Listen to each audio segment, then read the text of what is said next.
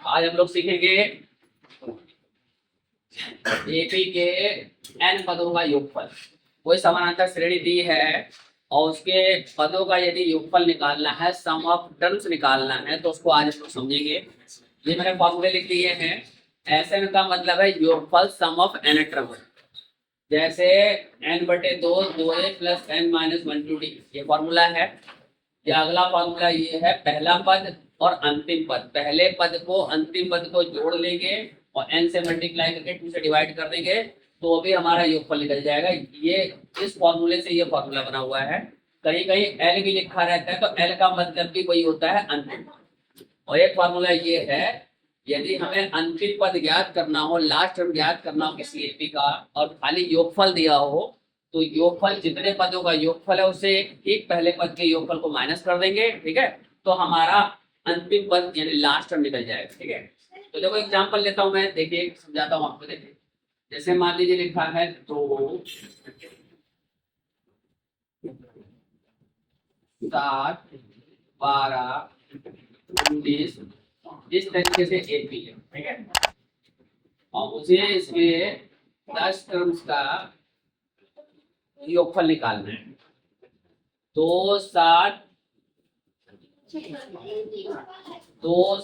12 19, इस तरीके से कोई एपी है ये, ठीक है, और इसके मुझे 10 टर्म्स का सम निकालना है, यानी 10 पदों का योगफल निकालना है, ठीक है। 6 इस एपी के 10 पदों का योगफल निकालना है।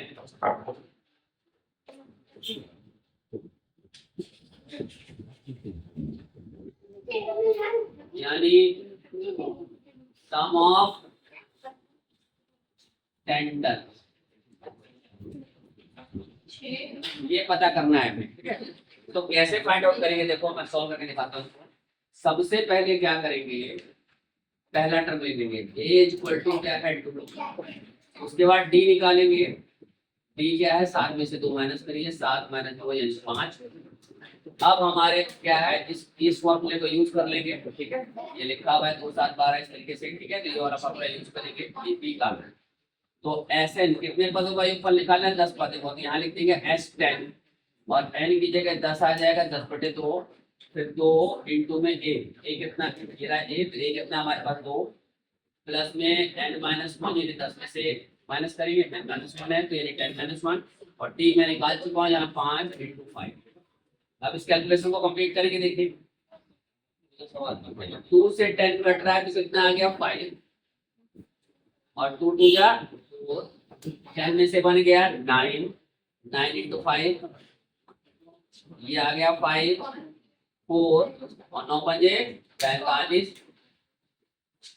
45 से 4 कितना हुआ 4 49, और 49 इससे मल्टीप्लाई कर देंगे, 5 दिन 45 और 5 चौक 30 और 4 24, तो 245, 5 9 जा 45, 5 4 जा 20 और 20 का 4 प्लस करेंगे 24।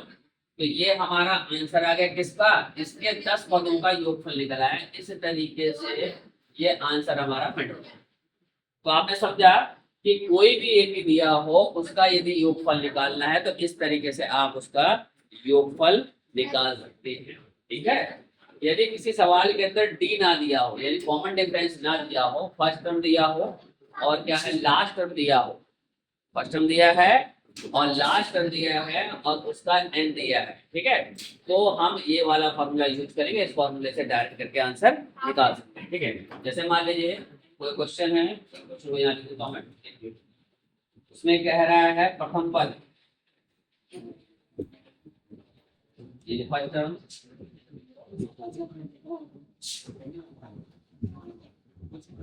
फर्स्ट टर्म यानी उसका मान लीजिए है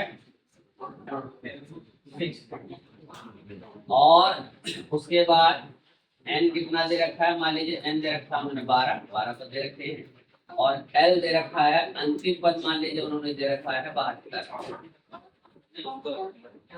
अंतिम पद मान लीजिए दे रखा है उन्होंने 90, ये दे रखा है। लास्ट टर्म 90 है, नंबर ऑफ टर्म्स कितने हैं 12 हैं, और ये क्या है फर्स्ट टर्म क्या है हमारा 6, तो मुझे योगफल निकालना है, तो देखो मैं निकाल रहा हूँ, फॉर्मूला यूज करूंगा यानी मुझे ये वाला फॉर्मूला यूज करेंगे, एस एन इक्वल टू क्या हो जाएगा एन अपॉन 2 और ए प्लस में एन, चाहे इसे लिख दो चाहे इसे लिख दो, एक मतलब है।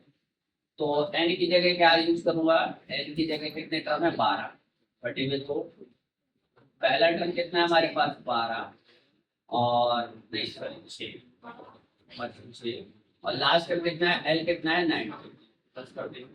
देखो 2 से कट रहा है तो 2 6 6 आ गया और ये दोनों जुड़ जाएंगे 96 आ गया। अब इन दोनों की मल्टीप्लाई हो जाएगी 6 36 6 54 54 और 3 57 576 आ गया। ये हमारा इस तरीके से यदि केवल ये वैल्यू दे रखी ये और ये दे रखी है तो हमने इस फॉर्मूले से यूज करके इस तरीके से योगफल निकाला। समझ में आया आप लोगों को?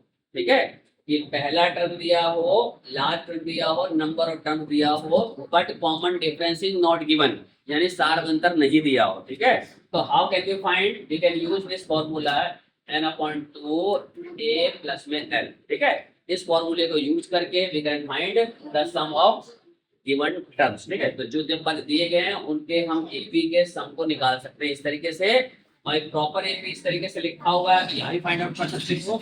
आपके पास क्या होना चाहिए, फर्स्ट टर्म होना चाहिए, कॉमन डिफरेंस यहाँ से निकाल लेंगे और आपको पता होना चाहिए नंबर ऑफ टर्म्स कितने हैं, उस तरीके से निकाल सकते हैं। ठीक है, तो इस तरीके से योगफल निकाला जाता है। ठीक है, मान लीजिए कोई एपी है, उसके 10 पदों का योगफल 225 है, सम ऑफ 10 टर्म्स कितना है 2 to 5 है, और उससे ठीक एक पहले यानी 9 पदों का योगफल क्या है 210 है, सम ऑफ 9 टर्म्स है। ठीक है, तो कह रहा अंतिम पद बताओ, लास्ट बताओ। मैंने बताया आपको, देखो फॉर्मूला लिखा है लास्ट टर्म निकालने के लिए, ये फॉर्मूला बहुत इंपॉर्टेंट है। ठीक है, कुछ कॉम्प्लिकेटेड सवाल भी इससे बनते हैं, पहले इसको समझ लें कि इस तरह के सिंपल सवाल कैसे हल होगा।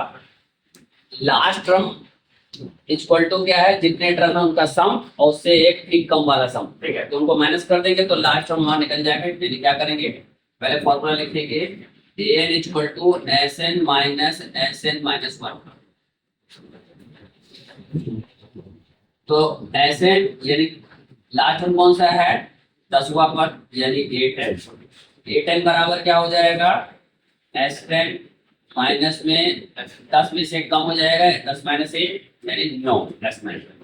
तो s10 कितना है, 10 पदों का योगफल कितना हमारे पास है 225 और 9 पदों का योगफल कितना है 210। दोनों को माइनस कर देंगे, 5 में से 0 गया 5 और 2 में से 1 गया 1, तो ये हमारा आंसर आ गया 15। तो आज हम लोगों ने सीखा कि समानांतर श्रेणी के n पदों का योगफल कैसे निकाला जाता है, इस फॉर्मूले का अप्लाई करने सीखा हमने, ये भी देखा, और ये वाले फॉर्मूले से कैसे सवाल हल होता है वो भी सीखा। ठीक है, और ये एक्सरसाइज 5.3 के सवाल इसी फॉर्मूले में बेस्ड हैं, इन्हीं को यूज करते हुए आप फॉर्मूले से सवाल हल कर सकते हैं। उम्मीद है आपको समझ में आया होगा। ठीक है, तो बच्चों मिलते हैं नेक्स्ट वीडियो में, तब तक के लिए जय हिंद, धन्यवाद।